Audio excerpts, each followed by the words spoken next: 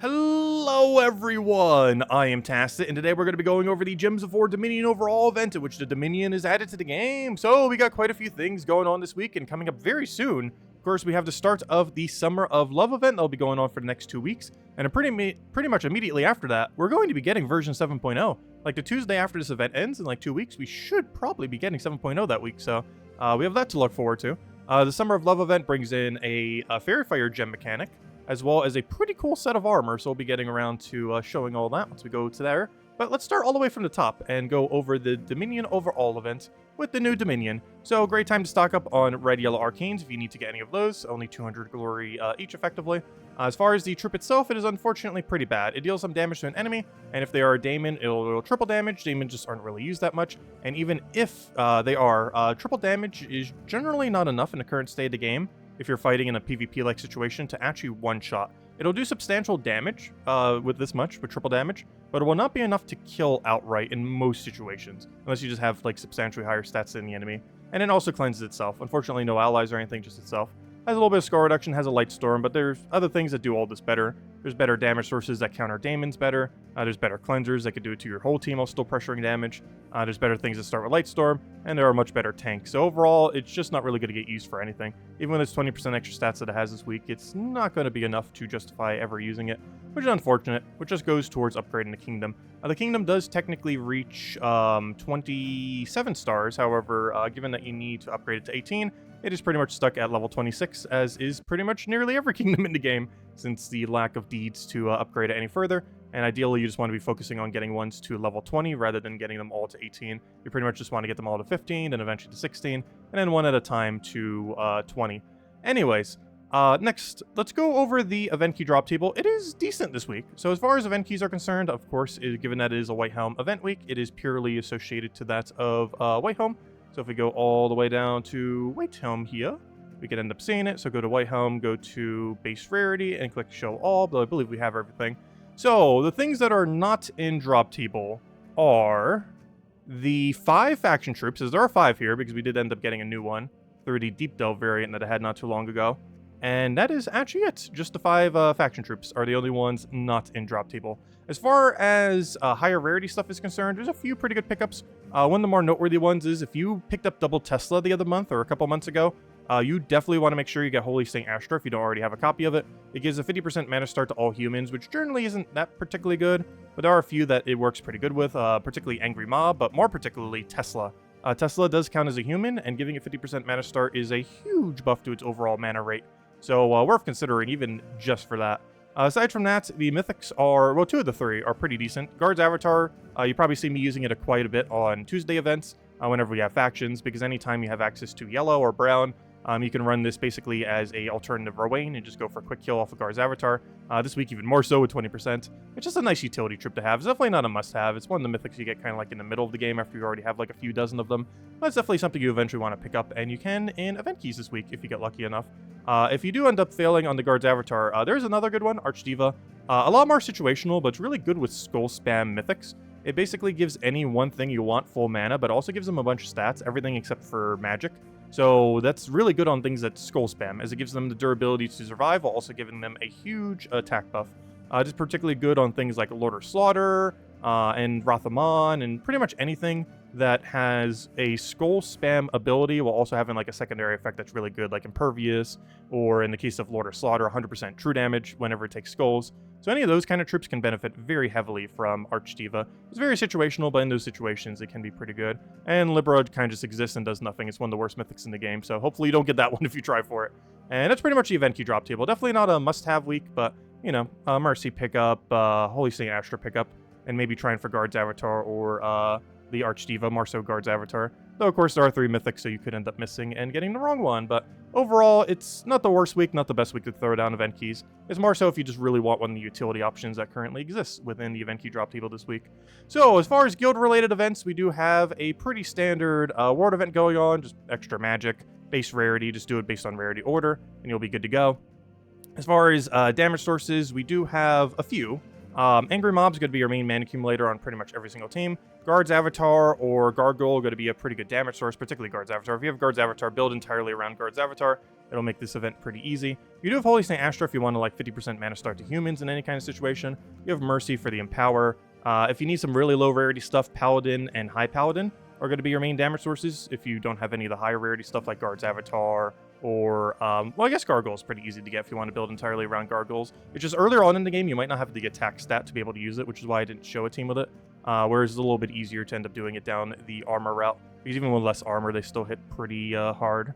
But yeah, Guard's Avatar is going to be your main ideal option here if you have access to it, as it'll make this event pretty much trivial. And worst comes to worst, you can use some of the weapons, like we have Divine Protector, which works out pretty good if you go Pure Divine. We can end up summoning random Divines off of Fist of Heaven. We can do similar with the Hammer, if you want to like move it back some and get summons there, if you want to gamble that rather than going all in on Angry Mob.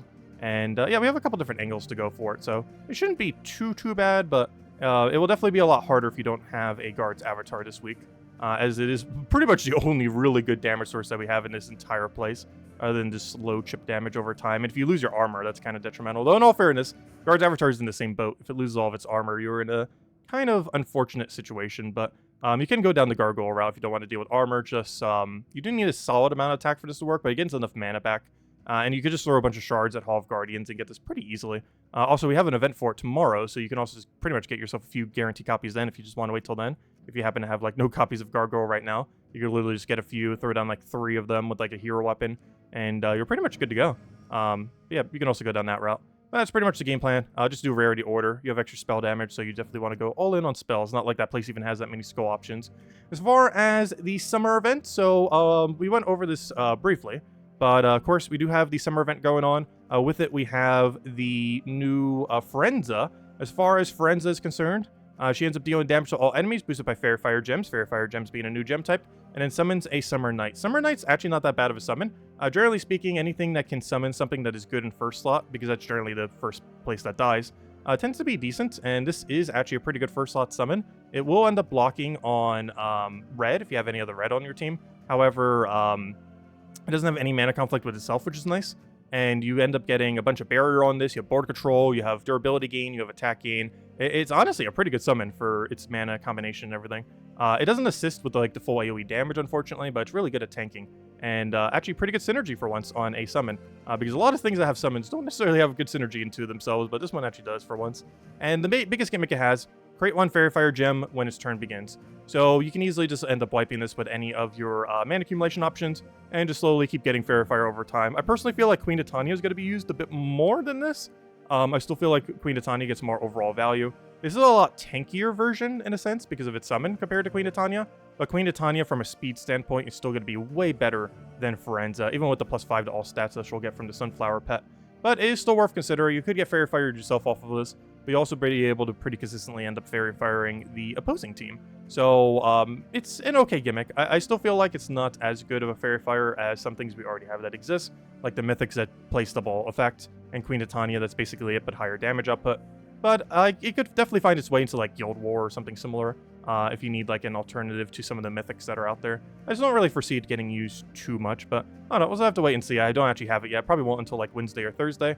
Basically, the whole premise, if you aren't aware of how these holiday event works, is basically you're restricted to one specific color, this time red, and you just have to build a red team and just clear them all out very quickly with however you want to do it. Obviously, you have access to every red, so there's a lot of damage sources there. There's Ubistet, there's Guard's Avatar, there's Diamantina, there's Zolgoth.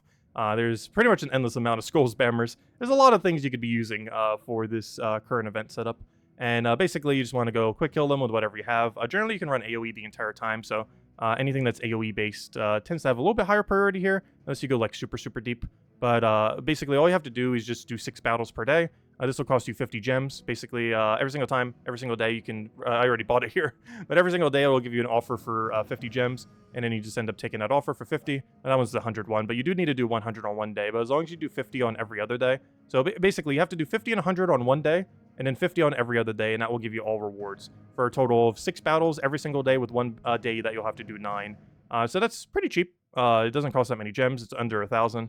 Since you're only spending about 50 per day for 14 days. And with 100 on one of the days, so 150 on one of the days. But all you have to do is get 1 summer armor, which I really love this armor. It's probably my favorite armor in the entire game now. It has like little water eyebrows. Has a pretty cool design. You actually can't even see like the flower design on the chest plate because it doesn't go far enough here. But yeah, it's pretty cool looking. So we get that. Just get 1 copy of that, 1 copy of Forenza, then use a blue orb on it. 6 copies of the flower. 5 of them will max out the flower, which will give it a max bonus. The 6th one will give you the golden flower. Alternatively, you can spend money for the golden flower, but you can just buy the thing 6 times and you're good to go. Not this one, but yeah, you could either spend 10 bucks to max out the golden flower and get a bunch of other things, or the free alternative is what I just mentioned. Throw 50 gems per day, do 6 battles per day, and then you can go max out the flower, because that will be enough to buy the flower 6 times. 5 to max it initially, and then the 6th time will be for 200, where you buy 1 golden flower. And with 1 golden flower, you can just throw 3 pet orbs at a later point to get it max, and then 1 power orb. So that's all you have to do. 1 summer armor, 1 Forenza, use a blue orb on it, 6 of the pet, which will make sure you get at least 1 golden pet, and then 1 orb of power. You could technically skip on the orb of power. Orb of power is pretty much only used in the current state of the game for Zolgoth and Enraged Carandera. However, I'm still holding out that they're eventually going to add something to use them on. Who knows, maybe even 7.0 will add something. But yeah, I would still keep hoarding them just in case. They're not worth actually upgrading troops with. It is horrifically bad value to ever use an Orb of Power to actually use it for its intended purpose of upgrading a troop. However, they are still good to stockpile in case they ever add anything else that uses Power Orb as a currency. So definitely make sure to keep stockpiling them if you have the spare resources to do so. Anyways, as far as other things that we have going on this week, Tuesday we're going to be having the Hall of Guardians event. It's a brown-yellow restriction. Wednesday we're going to be having the Peace Pigeon, which if I'm not mistaken is Divine bonus from Whitehelm. Of course, Whitehelm Pet's a Whitehelm week. Thursday we have the class event for Priest. Priest is not that good in the current state of the game.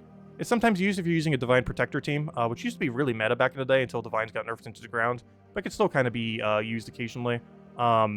Its biggest gimmick is that it is +2 yellow. Unlike some of the hero classes that have +3, like Archmagus and Corsair, like those two both have +3 into a color. Corsair to +3 blue, Archmagus to +3 purple. But this is one of the weird ones, and I believe the only hero class in the game that has +2 into a color, which is kind of strange, but it has +2 yellow instead of +3, which is kind of unfortunate, but still beneficial, if nothing else. And this Friday, we're going to be having a deep delve event. So we'll be able to have that for Sunken Fleet, I believe it was for. So we'll be able to get another troop for that. Anyways, as far as Soulforge is concerned, we have some pretty good things, both in weapons and troops. Some things to mention in... actually, there's a lot of things to mention in troops. So, while it's generally not advised to craft legendaries, there are 2 that are pretty noteworthy right now. The bigger one being Web Spinner. If you don't currently own Web Spinner, it is absolutely insane. Once you get it fully traded, it does triple damage to basically everything.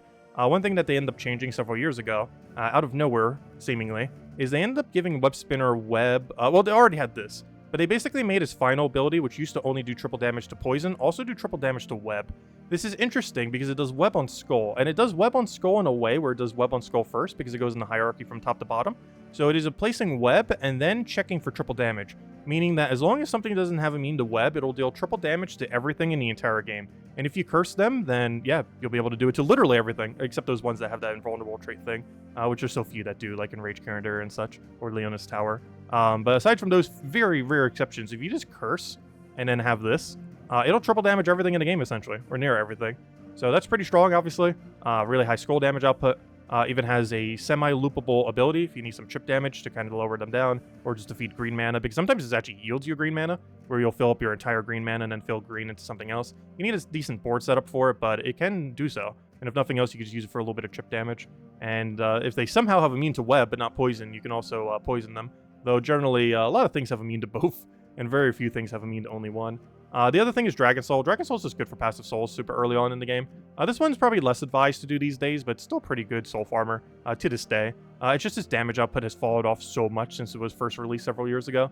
But because the max it can hit with a pure dragon seems like, what, 20? Which 20 damage back in the day, very solid. 20 damage these days is like hitting 0, but you're still getting the soul, so still nice in that regard. And it's still doing the mana accumulation and everything else.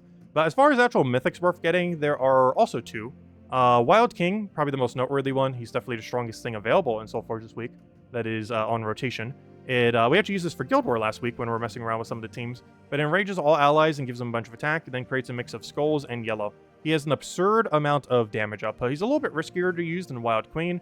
However, the amount of sheer damage output he has is pretty high. It's among one of the higher skull spammers in the entire game, due to the Enrage mechanic. He's one of the most consistent ways to apply Enrage to other allies in the entire game. There are a few other ways to do so, but this is probably the most consistent way to do it on anything that isn't Hero, as Hero has quite a few options, but very few troops have like viable skull spam into Enrage. And this has not only skull spam into enrage, but also an attacking. And not just attacking to your first slot, it's attacking across your entire team. And it's an enrage across your entire team. Meaning, even if your first slot dies, your second slot is just as strong as your first slot. It might not have like the triple damage or whatever else you might have had on your first slot. But, you know, it's still going to have the enrage. It's still going to have all the attack buffs. It's still going to get all the skulls. So, yeah, a lot of potential. Normally using like second, third, occasionally even fourth slot. Never really in first because you want something with really good damage output with skulls to be in your first. And yeah, you just kind of keep spamming and doing a billion damage. So pretty nice. Aside from that, we also have Rafamon. If I'm not mistaken, this is the first time, I think, question mark, that Rafamon is in Soulforge. He came out, several months ago, earlier this year. And he's not bad. I don't feel like I use him that often, but he is unique in that he has skull spam into cleanse. Divine Ishbala actually got this removed from her because it was way too broken, and it was actually what formed the Divine meta at the time, because you were able to skull spam into cleanse into everything else that she still does to this day. However, this ends up doing it, but in a slightly weaker form. Like, this is actually weaker than peak Divine Ishbala. However, it's still pretty strong. It creates a mix of 24 purple gems and skulls, so very similar actually to what Wild King does, except 2 more. This creates 22 mix. This is a 24 mix, so slightly higher chance that you'll extra turn. And it gains a bunch of souls and cleanses all allies. The most noteworthy thing here is that it does a bunch of skull spam into cleanse full AoE. This makes it so you don't have to worry about freeze or entangle or anything like that. Of course, now we have things like wands, so you can end up doing wand on any team and just get blessed. And we end up doing that with the Wild King earlier, last Guild War week on, I believe, Yellow Day. But we ended up going down that route. So there are alternatives to not need Rafamon anymore, now that you could just basically bless up a team and then just go down standard skull spam route with any other skull spammer. However, this is nice as this clears up the need to do so, always having a cleanse option to never need to worry about freeze, entangle, or any other mechanic that's on your first slot, allowing you to skull spam with the rest of your team. And he has even higher extra turn chance, not by much, but slightly higher. And he has a little bit extra ways to gain souls on his final trait. Unfortunately, I wish he had a better final trait. If he had a higher final trait, I feel like I would use him more. Like something that boosts ratios from souls or something similar. Because one issue is, with a lot of things like this, they don't get the right boost ratio. There's a lot of things that gain armor that don't have armor boost ratio. There's a lot of things that gain souls that don't have soul boost ratio. A lot of things that gain gold that don't have gold boost ratio. And I really wish they would more. Because if this thing had something that's scaled based on souls, he would be a lot more viable. But still a very good utility skull spammer. Not used that often, but compared to Wild King, which you could use pretty much always. But a situational one that you'd probably bring out for Guild War occasionally, if nothing else. Anyways, as far as weapons, speaking about Guild War, get Doom Script. You know what it's for. Yellow Guild War Day. As far as non-Guild War related things, we do have Divine Protector. I was mentioning this earlier. It used to be used for the Divine meta. Oddly enough, this is not nerfed at all compared to its peak. It is just as strong now as it was when it first was released. The problem is a lot of the Divines that it was used with got nerfed, like Ubistet and the such. However, it's still very usable with them. And you can still build a viable 4x Divine team where you use your hero as Priest, the rest of your team as Divines, have some kind of mana accumulator there, have some kind of decent damage source as one of your 2 Divines, and just like double damage source with the mana accumulator, and then Divine Protector is your main thing. It does gain barrier on cast, which is pretty nice. I believe it also has cleanse on cast, so you don't have to worry about, like we were mentioning earlier, things like entangle and freeze. As generally when it comes to cleanse, your first slot being able to cleanse is one of the more useful things. Obviously a full AoE cleanse is nice too, but if you're going to slightly more down the skull spam route with a given team, being able to get that, because you're going to by default, because Divine Ishbala does skulls. She converts, green to yellow and purple to skulls? Red to skulls? Why do I completely forget? Yeah, red to skulls. But I haven't used her in a while. But you can do that for the mana start across your entire Divine team, and synergize pretty good with Divine Protector. Aside from that, there are 2 explodey weapons. I would say the stronger one is Fist of Heaven, but I believe once we start going over the teams, which will be in the description below if you want to go copy-paste any of them, but once we start getting into the teams, you might notice I'm using Guardian Hammer a bit more, but it's mostly because of the more Whitehelm restriction this week. It is actually generally better to use Fist of Heaven. Like, if you're going to get one or the other, I would actually say Fist of Heaven is better to get than Guardian Hammer. The main reason being is that it has a lot wider range that it could be used for, as it could be used for all Divines. This week is a little bit biased because there's a lot more Whitehelm related events this week, as it is a Whitehelm event week, obviously. So a little bit more of a lean on that weapon this week, but generally speaking, Fist of Heaven is actually the better one of the 2, as there are much better Divine summons that you can get compared to the average Whitehelm summon. So if you're going to get one of the 2 explodey weapons, definitely get Fist of Heaven. With the highest priority overall being Doom Scripture, second highest priority being Divine Protector, and then third being Fist of Heaven. And then if you need a 4th, go get the Guardian Hammer. And if you still need more from there, just buy out whatever's left, because at that point you're pretty much just upgrading the kingdom. Anyways, so with all that out of the way, let's go do all of the teams. So let's start all the way from the top. We have quite a few teams. I think we have 9 of them here. Ward event. So as far as the Ward event is concerned, we have, as was mentioned, Guardian Hammer. We're basically just going with an alternative Guards Avatar team for the Ward event here. We're just going to be feeding into Guard's Avatar, getting that up, getting it with Mercy, getting the Angry Mob for backup mana accumulation. We also have Hammer for backup mana accumulation, and we're just using Guard's Avatar as our primary damage source to try to win. For the cheaper team here, we end up going down the high Paladin route. Unfortunately, as I mentioned earlier, Guard's Avatar is one of your only really realistic ways to do damage during this event. So you are going to have to build some weird teams out of like mass Paladins or some high Paladins or even just pure Paladin and just spam like multiple of them. And you can kind of cheese it with Angry Mob. Slowly but surely, Angry Mob would eventually win if you just keep summoning and casting it over and over again, which is why I have it in second slot here instead of first. Still just go into Guardian Hammer up front, that you can replace it out for any other weapon if you so choose, as it's eventually going to die and become double Angry Mob anyways. It's mostly just to kind of get things rolling, get your Storm in place, all that kind of stuff. Though you can also barrier spam with Hero and any other shenanigan you want to do with any utility on Hero. You could even run Elementalists and stuff like that. Well, at least it depends what route you want to go down. But you basically just have to keep chipping them with High Paladin and Paladin, either or just spamming a lot of both. Ideally, you want to go more heavily into normal Paladin than High Paladin, though. Anyways, next we have ourselves the brown-yellow restriction. This is for the Hall of Guardians event that will be taking place tomorrow. So we're basically just using any standard explodey weapon that doesn't block into standard Guard's Avatar team. We're using Gimlet here for the Empower to feed into it, and just spamming Guard's Avatar until we win. 50% Metastar Officer Quine Hadley. He also has a finishing option in case they resummon. For the higher level range, we're actually going with a team I've mentioned in the past, so I'm not sure if I've ever mentioned it on a Monday video. I've mentioned this team a lot of times. I'm not sure if I've ever actually shown it in a Monday video, though. But it is Scorpius Urieli. Ever since Bane of Mercy came into the game, it is now viable once again to run Scorpius Urieli. This is something that has been in the meta and has fallen off the meta many, many times. But now it is forever going to stay, as there is a very consistent way to set it up. All you have to do is use Bane of Mercy as Empower. It will then give you a 4x Curse. It'll also feed purple into Scorpius, which will ideally give him his first cast. You're going to gain extra turn because you're waiting until you have alignment on Bane of Mercy. So you're guaranteed going to get extra turn for the 4x poison. You then immediately get Scorpius down for the double kill because it kills anything that's poisoned. And the curse off of Bane of Mercy makes it so you can poison anything. And I mean absolutely anything. In Underworld, there's nothing that has immune to curse. At least currently. Literally 0 options, meaning curse will always land, meaning curse poison will always land, meaning you will always get double kill off of Scorpius. And yeah, it's just a really quick setup, because you were already able to do this with a curse option.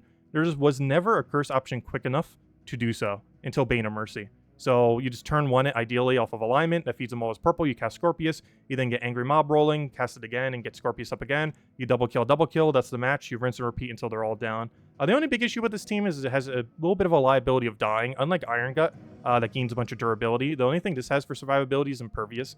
He does not have any kind of bulk gain, well I guess other than 1 stat per turn, but that's basically 0 once you reach the higher range. So he is a little bit capable of dying, so there is that liability. But otherwise, yeah, you just Bane of Mercy, Scorpius, another mana accumulator, Scorpius, dead. That's it. And you just rinse and repeat until you've finished out everything. As far as Pure Faction is concerned, this is actually one of the few I've done with no potion effects back in the day when they were way harder than they are now. They're still really hard to do, Pure Factions.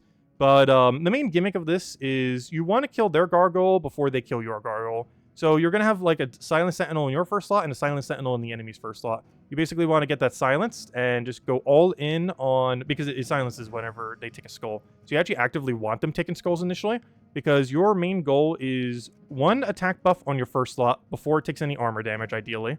And then just go all in Gargoyle. You want them to take the very first skull, ideally, unless you haven't gotten your armor buff yet. Basically, you want to take every skull until you have the armor buff. After you have taken the attack buff based on your armor once, you then go and let them have every skull. This will perpetually keep their first slot silenced, so even if they were accumulating some mana, they won't be able to do anything then, therefore. And then every skull you would be able to go take occasionally for additional damage, and just go all in on Gargoyle. You're wanting to take essentially every red you ever see on the board, as the main priority of this battle is to kill their Gargoyle before their Gargoyle kills your entire team. It is an absurdly high boost ratio based on all attack. And I don't mean ours, I mean theirs. Because they will hit you very absurdly hard. You do have some spell reduction, but the problem with that is so do they. So it takes even a longer amount of time to kill compared to normal, as the Gargoyle that you're trying to kill has 25% spell reduction.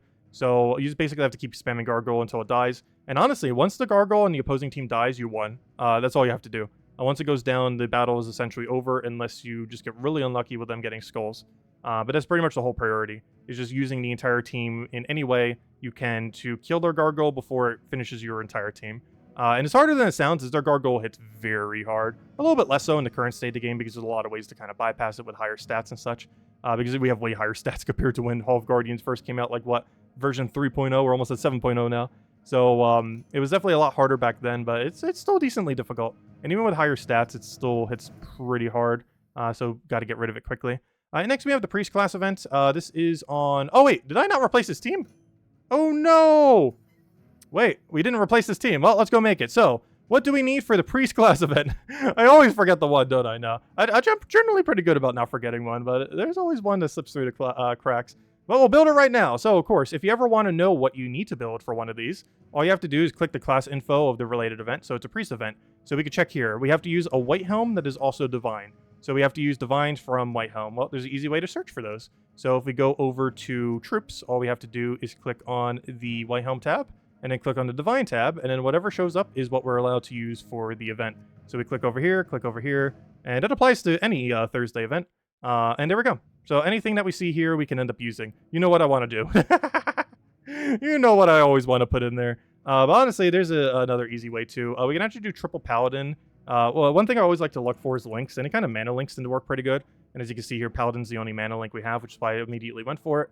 And then we could do something like Dawnbringer. If you don't have Dawnbringer, you can do any of the other similar yellow AoE weapons. The easiest way to find it is click yellow, click all enemies, and somewhere here should be, Dancing Daggers. So if you don't have Dawnbringer, you can run Dancing Daggers. Otherwise, we're going all in on the weapon there. And of course, we can just go straight into like yellow. We could do yellow-green if we want. We're probably going to do like yellow-red or yellow-blue there, though. And just find something that doesn't minus something good. Like purple, we don't need purple. So let's go with that. And there we go. That's all you have to do. And we might want to change our hero class to be something a little bit bulkier. Something that has like half mana start, potentially. Like, for example, I'm not even sure what I want to go here. There's a couple that kind of work. I guess we should go Titan. If in doubt, Titan Zienza. But, I don't know, you can just do something like that. You could do it with Priest. The problem with Priest is it doesn't have a natural half mana start, so your first cast's a bit slower. Which I kind of want a Thief here. It doesn't have Barrier, but you're not really going to need it. You have Dawnbringer anyways. And we'll go with Thief, I guess. A little bit of chip damage there. Not like you'll really need it, but, you can pretty much use any half mana starter there. It'll work out pretty fine. Just the problem with Priest is it doesn't have any mana start. And we can't actually put Divine Shpala on the team because it doesn't reside in Whitehelm. It is a Divine, but it's not a Whitehelm Divine.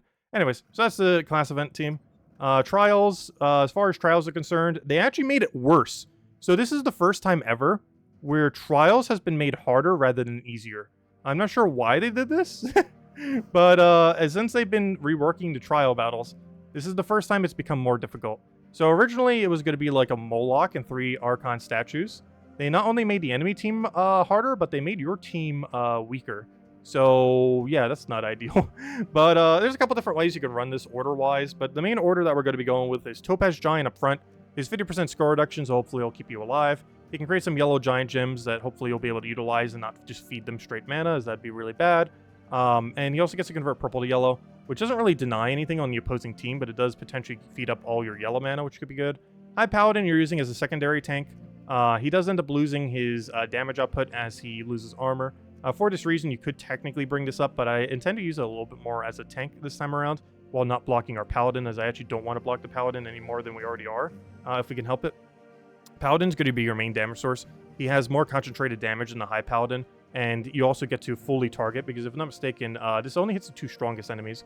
Whereas Paladin, you want to be spamming over and over again to kill Moloch first as highest priority, Lady Sapphira as second priority, Archon statue that you probably already hit several times with skulls by that point on first slot, and then kill Templar last. So Moloch first, Lady Sapphira second, Archon statue third, and Templar last. You might even want to put your Paladin all the way in last slot. The problem with this, and the reason I have it like this at the moment, if you want to survive better, yes, definitely put Paladin all the way in last slot. The only big liability with this is you can't change your banner, so you can't put like a +1 green, unfortunately. But the other issue that it ends up having is you're just mana blocking it a ton initially. You're blocking it with 2 different yellow troops instead of just 1. Of course, you're already going to be blocking to some degree, but I'm just kind of putting it here just so we can cast a little bit quicker. Well, you can, of course, just put it all the way in last, as it's pretty much your entire team. This team is 90% just normal Paladin, and that's it. It just keeps spamming Paladin on Moloch, then Lady Sapphira, then Archon Statue, then Templar. That's the whole battle. You'll use High Paladin occasionally just for some chip damage. Topaz Giant you'll use for a little bit of mana whenever you have alignment. And Priestess, I didn't go over this yet, but it can help keep you alive. You ideally want to have it as your last 2 with Paladin, so you can utilize it to keep Paladin alive. But basically what it does is destroys a column, barriers a random ally, and gives them a bunch of armor, boosted by yellow gems destroyed at a 1-to-1. So not that much of an armor gain, but the most relevant thing there is that it gives a barrier. This is pretty inconsistent because you don't get to choose what gets this buff on your team, but as you have less and less team, as your Topaz Giant dies, as your High Paladin dies, you'll have a much higher chance, a 50-50 chance, once these 2 are alive, that it will hit on Paladin. So hopefully you'll just get lucky and every 50-50 will hit Paladin. Also gives you a Light Storm. But yeah, it's going to be a little bit annoying. Just going to be very slow chip damage with Paladin. It's actually going to be very similar to the World event if you don't have Guard's Avatar, because both of them are basically you just spamming Paladin until you win. So if you're running that team for World event this week, it's pretty much going to be the same premise, but you're forced to use this exact team rather than having a bit more flexibility for the World event version. But yeah, it's going to be pretty slow. They're going to gain a lot of stats. Even right now, they're pretty bulky, higher than what we have. But he has 20% this week, so it'll be a little bit extra damage to kind of poke them down. And that's pretty much Trials this week. It's going to be annoying. Probably the hardest one we've had since they've been reworking them, but still very doable. But definitely towards the more difficult side. Anyways, lastly, is there any other team left? Yes, the Red Summer events. How could I forget these? Actually, I completely forgot to the last time we covered a holiday event. I don't even think I included it in the Monday video. But hey, we remembered this time. So for the first team here, we're basically going all in on Diamantina. As I mentioned, you can pretty much just AoE spam these the entire time. Unless you're going for like buying the $10 pack or something similar. If you're just doing the 50 gems per day with the 100 gems on one day, you will end up having the... you basically can AoE spam the entire time and not need to worry about going into a stronger team like Zolgoth or Ubestead or something like that. But basically, you're forced to use reds. This includes your weapon as well, so do be wary of that. Unlike Underworld, even your weapon is forced to be red as well, if you happen to choose to use one. So with this one, we're basically firebombing immediately. Angry Mob has a resummon, so you'll have double Angry Mob in first slot after your firebomb dies. This is for a little bit of burst mana initially. Ideally, if you have alignment right off starting board, you're just going to immediately cast Gimlet. Gimlet will give you full Angry Mob and hopefully a full Diamantina, and you just spam Diamantina until you win. Of course, that's a pretty high rarity thing, but if you need a lower rarity one, ideally you have Tesla, because Tesla will be probably the easiest way to clear through this event if you don't have some of the better mythics. Tesla, of course, got buffed the other month, and she didn't really need it. She was already kind of insane. And now she has even wider damage range. I absolutely love the buff that they did to her. It's now a 3-to-1 instead of a 4-to-1. Still have no clue why she doesn't use her magic, but maybe someday she will. But basically, we're just using Golden Cog. Everyone has this. You get this for leveling your red and yellow mastery by level 200, 300 hero. You already have this laying around. Even if you don't realize it's there, it's somewhere in there. But you can just end up using this. It doubles an ally's armor. You just keep casting this on one of your Teslas. And, it'll just keep giving you more and more armor over time. This you're not really trying to spam. It's mostly just there if you want it for a little bit of a boost. Obviously, your main premise is Angry Mob for mana accumulate, and then keep spamming Tesla until you have one, and you have double Tesla for the damage pressure. Keep in mind, you do not have enchant when doing this, so you won't be able to do a couple of the other strategies that like spam a lot of the same. Like one thing I was slightly considering was spamming that one guy to spam skulls that boosts based on how many blues you have. I believe it begins with a B. I cannot remember his name off the top of my head, but you can't really do that as effectively because you don't have access to enchant. This is a mode where no enchant is actually present. Oh, tribute. But there's no enchant in this mode. There's no any potion effects, so you aren't able to use that. Even if you buy out the pack thing, you don't gain any potion effects or anything. So you have to do it just with your base team. So unfortunately, mana blocking a ton doesn't work too much or too well. Obviously, with double Tesla, that's not too big a deal because Angry Mob does a lot of mana accumulation. But you do want to be careful not to too overly block yourself, as you won't have any potion effects whatsoever, unlike many other of the modes these days. That's the only big downside, but all you really have to do is just AoE spam them until they're done. And pretty straightforward for the most part. Anyways, guys, I believe that is every single team now. I hope you all have a wonderful, wonderful week. Tonight we'll be messing around with pretty much everything we mentioned. We'll be messing around with trials, possibly doing all of them. We'll be messing around with the campaign. We'll actually be messing with the new Mythic, too. Technically, it doesn't come out till normal pass till next week, but of course, if you bought the bigger pass, you can technically do it tonight. So we'll be doing that tonight. It's a pretty bad Mythic. Honestly, it's so bad, it might actually be the worst Mythic in the game, as it can actively deathmark your own team. And that is never good. So, yeah, we'll see exactly how that pans out. And, of course, we'll go and do some of the summer events. And we'll be focusing on getting the troop first and seeing what we could do with that. But we probably won't have it until, like, Wednesday or Thursday, I believe. But I'm not in any rush to do them. 50 gems a day is perfectly fine. Of course, you could rush down, like, thousands of gems immediately on the first day or two. But it's generally better just to do 50 gems a day, get it done slowly. And for under 1,000 gems, you get basically all the rewards. So, pretty nice event, pretty cheap event. I always enjoy these events as you get a really cool looking armor. You get a troop that normally brings in a new mechanic, like this one brings in Fairy Fire gems. And you get a pet to buff them for 5 to all stats, as well as a little cosmetic one. Anyways, guys, I hope you all have a wonderful, wonderful week, a wonderful summer. And yeah, as soon as the summer event ends, we will be having version 7.0 and whatever that ends up bringing, as is almost guaranteed to be the week after. Not confirmed, but very absurdly likely to happen, because that's going to be the week between the campaigns. There's going to be a Tower of Doom event that week, and, you know, there's no Guild Wars, or actually, is there Guild Wars? I don't remember, but there's no, there's no campaign going on, and normally between the campaigns is when they tend to throw down those very big patches, so hopefully that week, that Tuesday, we'll end up getting it, which is, what, 15 days from now, essentially, at this point. Anyways, guys, have a wonderful week. We'll catch you later, and goodbye, everyone. Thanks for watching.